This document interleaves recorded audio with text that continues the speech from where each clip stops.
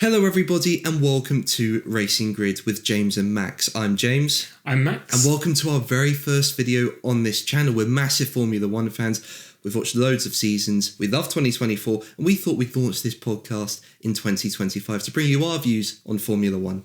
Absolutely. The 2024 season was packed with so many gems, the drivers, the teams, the upgrades that they brought throughout the year. I mean, Alpine just came out of nowhere halfway through the season. If that's anything like what we've got in store for 2025, then we're really excited to document this. Exactly, and there are plenty of moves going on, aren't there? You've got Lewis Hamilton going to Ferrari. You've got plenty of rookies on the grid, such as Oliver Bierman at Haas, Jack Doohan at Alpine. There's so much to discuss. Will Red Bull even be there in 2025? Who knows? It's set to be a very exciting season 2025, and we can't wait to share it with you.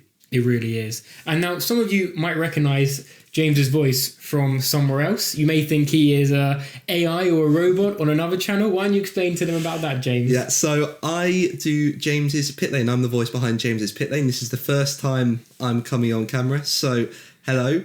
And yeah, so this is me in the flesh.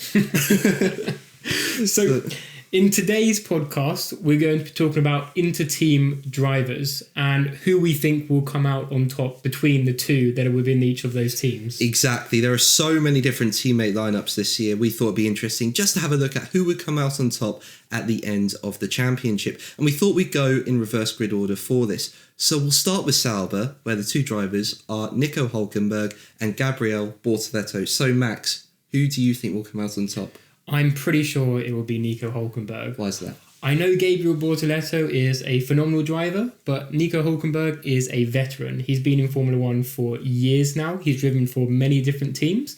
I just think he's shown so much prowess, even last season with Magnussen, that coming into 2025, he's going to be showing Gabriel Bortoleto kind of the ropes a little bit.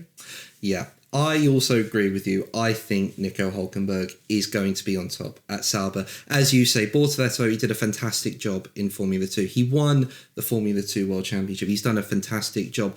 But Nico Hülkenberg, you look how he beat Kevin Magnussen over the 2 seasons they were with each other. So if you look at last season, for example, I think the qualifying head-to-head was 16-6. I think the race head-to-head was 16-4. So Nico Hülkenberg, he's got that experience. He's definitely a quick driver. One of the best qualifiers, in my opinion. I just think some of his qualifying performances have been exceptional. And I just think, combined with his experience, he's going to come out on top of Bortoleto. But I do think Bortoleto will still have a very good season. He looks like a very good driver, and I think he'll still put in a very good season. I agree. I'd love for him to really come through, just like Piastri did in his rookie season, and really give it to Nico Hülkenberg, just like Piastri did to Lando Norris. No one was really expecting that to happen, but then he just came in, all guns blazing, and he seemed to have a really good season. Bortoleto might just prove us wrong, and Nico Hülkenberg might have a real challenge on his hands. And I still think, Hülkenberg, is going to have his hands full with Bortoleto. I think Bortoleto is going to give him a good season, but I just think, Hülkenberg will come out on top with this one. Let's talk about Williams. There's been a big change in the Williams lineup, hasn't there? There was Logan Sargent at the start of 2024, Franco Colapinto, and now the greatest of all time, or the second greatest, in my opinion, Carlos Sainz, who's now driver of all time. Really? My second favourite driver. Oh, second favourite. Yeah. I was about to say. He's now moved, of course, to Williams. That big shock driver lineup that saw Lewis Hamilton go to Ferrari and Carlos Sainz be moved to Williams. I don't think it's a downgrade. I think he's made a really good choice from the videos that I'm seeing on YouTube of how he's looking to improve that car, work with the team, and the experience he has from a team like Ferrari. I think this could be a match made in heaven. So you're all for Carlos Sainz? I would say that I think Carlos Sainz is going to come and lead the team next year. See, I could now be quite different and say Alex Albon, just to annoy you. But I do agree with you. I think Carlos Sainz, he's going to come out on top. I think Alex Albon is still a fantastic driver. I mean, look how he's come out on top with his previous teammates. I know Franco Colapinto gave him a massive challenge at Williams last year when he came in the middle of the season. But you did see in the final few Grand Prix, Albon really start to show his speed over Colapinto, I think. That's in my opinion. And I do think Albon's a fantastic driver, and he's got the experience now, I think, to give Carlos Sainz, a good run for his money. But I just think Sainz, multiple race winner at Ferrari, he's driven for McLaren as well. He's driven for some top teams. He's got that experience, and I think, I just think that will help him come out on top. I completely agree. And we'll talk about this in another video, but I personally think that Williams now have probably the third best driver lineup, just behind Ferrari and McLaren. Interesting. I'd say they're quite high up the order. I not sure where I'd place them at the moment, but definitely high up the order. Fantastic. The next one I think is RB. I think they were 8th in the championship. RB were 8th in the championship last year. So I'll go first this time. Between Isaac Hadjar and Yuki Tsunoda, who do I think will come out on top? I think it's going to be Yuki Tsunoda. Okay. The reason I say Yuki Tsunoda is because he has improved so much since he came into the sport in 2021.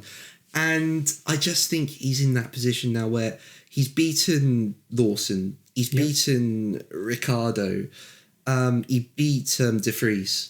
He beat all of them. Yeah. And personally, I think he should be in the Red Bull in 2025. But that's a discussion for another day. But I do think Tsunoda's got that experience. I think he's got that speed. And I just think he will come out on top. I think Isaac Hadjar will still put in a good season. Like Bortoletto, I think he did a great job in Formula 2. But I just think Tsunoda will have it this time. Well, that's an interesting point of view. I agree with you from Yuki Tsunoda. He's been in the car for a couple of years. He understands how it works. And Isaac Hadjar is obviously coming in as a completely new driver. But at the same time, who do you think is going to finish the season on top? Because, as you know, drivers learn from Formula 1. They get in that car. They understand how these things work. They learn from the data. Liam Lawson mentioned that he's going to have access now to Max Verstappen's data. He's going to see everything that Max Verstappen does. And so I think the same is going to happen for Isaac Hadjar with Yuki Tsunoda. Who do you reckon will come out on top at the end of the season between the two? Yuki Tsunoda and Isaac Hadjar, as I say, Tsunoda. Still Tsunoda. It's not changing. I just think Tsunoda, he's got that experience. He's beaten previous teammates. I think he will be fine in RB this year. If anything, and again, this is a conversation for another video, I think he'll be looking to move. Yuki Tsunoda. Yeah, at the end of this season. But as I say, that's a discussion for another video. I just think for this season, 2025, he's going to come out on top. Okay. We have got Haas next. So Max, with Haas, who do you think are going to come out on top? So they've got in their lineup Esteban Ocon. They've got Esteban Ocon and Oliver Biermann. They do, yes. This is a tricky one. They're both really good drivers. Ollie Behrman, of course, showed himself at Ferrari in Saudi Arabia. He put on a stunning performance and got himself in the points on that debut. He also raced in Brazil for Haas, and he didn't have the best weekend. And so I think that the thing for him will be consistency, making sure that when he gets in that car and he gets on that race weekend, that he can perform time in, time out. Ocon's a proven racing driver. He came, second place in Brazil, that same time where Ollie Behrman didn't really finish inside the points, and showed that he is a racing driver of tremendous caliber. But I think that Ocon will start the season at the top, and I think Ollie Behrman will slowly and surely start to creep up on him. And I reckon by the end of the season, Ollie Behrman will be that driver that everyone looks to and might start scoring more points than Ocon. So you think Oliver Biermann will come out on top at the end of this season? At the end of the season, yes. For me, it's a tricky one. I think Oliver Biermann's done a great job. I think his Formula 2 season was good. He won a few races. And I think when he stood in for Ferrari, I think he did an exceptional job. I mean, to come in with zero practice. Yeah, well, he had free practice 3, but he didn't have the first 2. He came in with barely any build up to it whatsoever. And yes, he didn't make it into Q3. He qualified 11th, but as I say, considering the lack of experience, that's still a very good job. Yes. And then to go into the race and to beat the likes of Lando Norris, Lewis Hamilton, I think that was exceptional. And as a result, it makes it tricky for me because Esteban Ocon is also a fantastic experienced driver, isn't he? So who do I think would come out on top between those two? I think Esteban Ocon, just purely because of all his experience that he's got. And he has won a race. He won that amazing Hungarian Grand Prix Yes. in 2021. So I think that experience is just going to help Ocon on this occasion. But I think it'll be close. So next team on our list is Alpine. What are your thoughts on that lineup, James? Well, you've got Pierre Gasly and you've got Jack Doohan. And in my opinion, Pierre Gasly's going to come out on top in this one. He's a race winner. He's got multiple podiums. He's got so much experience. I just think he's going to come out on top here. And also with Alpine, they've just signed Franco Colapinto, and I think that puts even more pressure on Jack Doohan. So yeah, for me, Pierre Gasly all the way. They absolutely have. Just signed him as reserve driver, Franco Colapinto. That seat looks like it's moved around just as much as the Red Bull seat, to be honest, at this point in time. Yeah.